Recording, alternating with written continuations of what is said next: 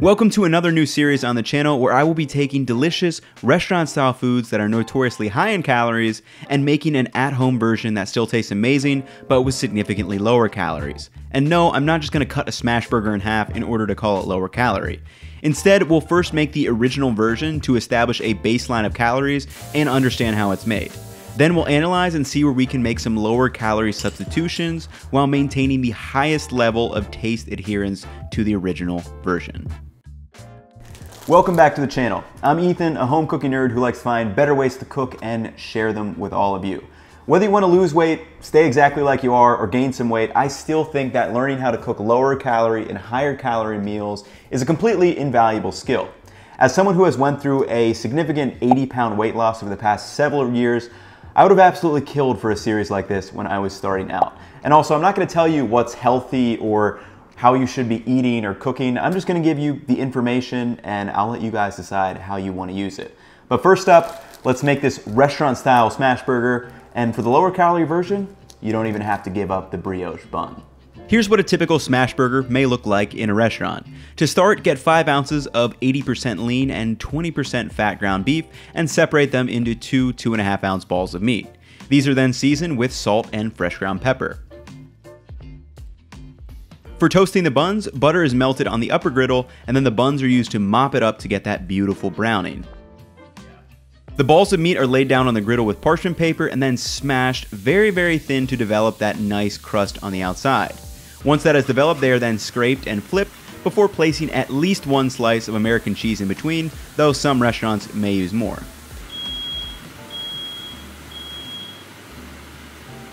To assemble the burger, 1/2 tablespoon of mayo is slathered on the bottom bun and the other half on the top bun. That is then layered with shredded lettuce, red onion, and pickles, finally the smash burger and that top bun. And there it is in all its glory, one of my absolute favorite foods. Let's take a look at the calorie breakdown. The restaurant-style smash burger clocks in at a total of 757 calories from 31 grams of carbs, 54 grams of fat, and 33 grams of protein. In terms of percentage, our calories are 17% carbs, 65% fat, and 18% protein. So clearly the fats make up the majority, and this is the first spot to look if we want to lower our calories. Also, as a side note, the calorie information was gathered from MyFitnessPal, and I have the ingredient breakdown link below if you would like to take a look, but let's hop into the substitutions. So the obvious first substitution is using leaner ground beef. In my case, I picked up 93.7 ground beef, which has about 150 fewer calories per 5 ounces. But the question is, what do we lose in terms of taste and texture by using leaner beef? From the Food Lab by Kenji Lopez, he notes that fat is where most of the flavor of the animal actually comes from. For example, a steak with well-marbled fat tastes beefier than a leaner cut. So by using leaner beef, we can expect a burger that tastes a little less beefy. What about texture? So at room temperature, the fat in ground beef is solid, but when it cooks, it renders out into a liquid. So if we have less fat, then we have less liquid fat when it cooks, which gives burger that juicy quality. So it's going to be a burger that is slightly less juicy. However, due to the pocket of gooey American cheese we create by using 2 patties, you won't miss it as much compared to, say, a full 5-ounce burger.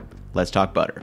In the restaurant-style burger, we toasted the buns with 14 grams or a tablespoon of butter to get some nice browning. But if we substitute 7 grams of mayo, we can lower the calories by half, and in my opinion, it's better from a cooking standpoint.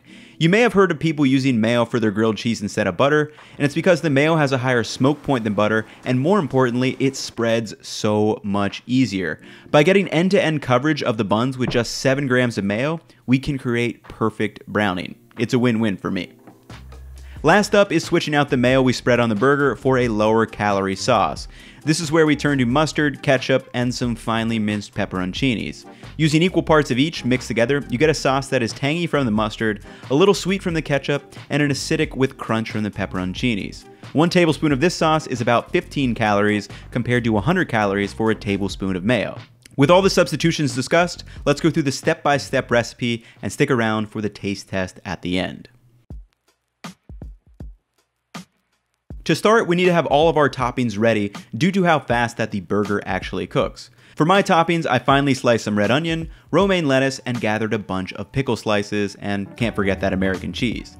Then for our burger sauce, I mixed in 14 grams of Dijon mustard, 14 grams of ketchup, and 1 finely chopped pepperoncini.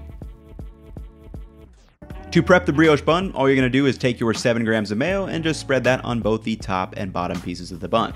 At the stove, set a cast iron pan or griddle over medium-high heat, and while that's coming up to temperature, you can take your 5 ounces of 93.7 ground beef and prepare those into 2.5 ounce balls of meat.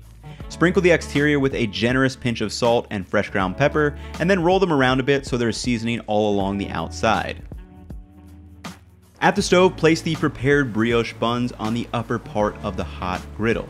Now on the lower portion of the griddle, we're going to add the balls of meat and add some nice parchment paper on them to prevent spatula sticking, and immediately smash them until they are thin, a little bit smaller than 1/2 inch.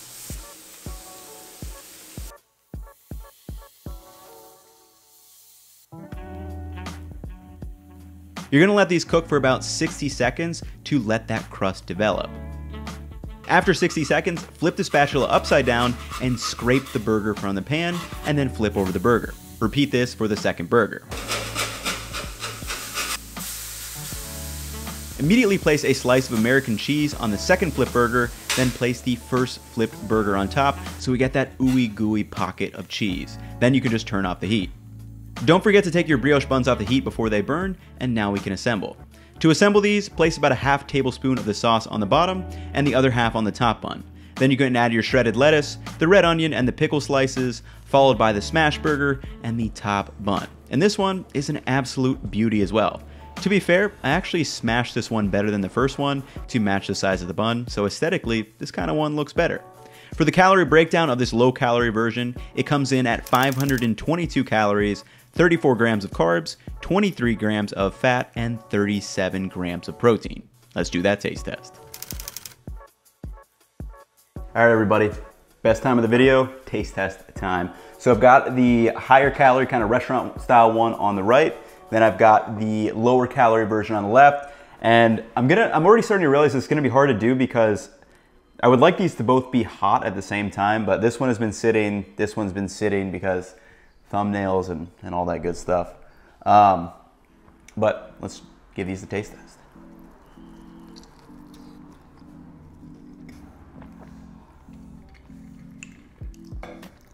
As always, a great smash burger. Let me taste this one and I'll give the thoughts on the first one as well.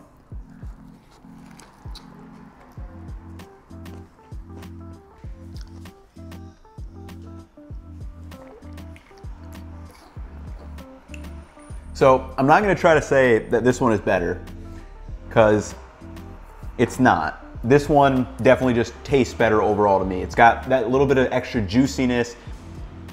You really notice the beefiness of this one a lot more. Like we were talking about with the fat, right? Since it's got more fat, that's where a lot of the flavor lies. I mean, that's why people say fat is flavor, because it literally is. So definitely more beefy on this. And then with the mayo in there, it kind of gives it a different creamy component versus the tangy sauce on this side. I actually much prefer this tangy sauce. It's a little bit sweet from the ketchup, it's tangy, and it's a little tiny bit spicy from those pepperoncinis. And then you can tell that this is leaner beef for sure. You know, it's a little bit like drier, but because we put that cheese in the center, it actually creates this nice like kind of pocket of gooiness that you would kind of want, like a juiciness and fattiness that you would get from, you know, a higher fat burger. And for both of these, I'll have the full calories listed in 2 links below with the tables for all the ingredients and everything, so if you guys want to check those out. It's all pulled from MyFitnessPal, so it should be pretty accurate. And then I'll also link down below this book. It's a science-based book called Understanding Healthy Eating. If anyone's interested, I think it's a really good book. I would have, again, another resource that I would have loved when I was starting out. That's gonna wrap it up for this one. Hopefully you guys enjoy this series. I think it's gonna be pretty fun because I really do love making foods taste really good that still fit in with, you know, my day-to-day lifestyle. Like I don't diet, I just make food to try to fit in what is going to be. Like maybe I'll have a smash burger 3 times a week. Maybe sometimes they'll be like this. Other days I still want a smash burger, but I'll go for a lower calorie version like this. So I think it's an interesting topic within food itself. But that's gonna wrap it up for this one. I'll catch you in the next one. Comment down below on what types of food or what dish you wanna see me do next, and I'll see you next time. Peace.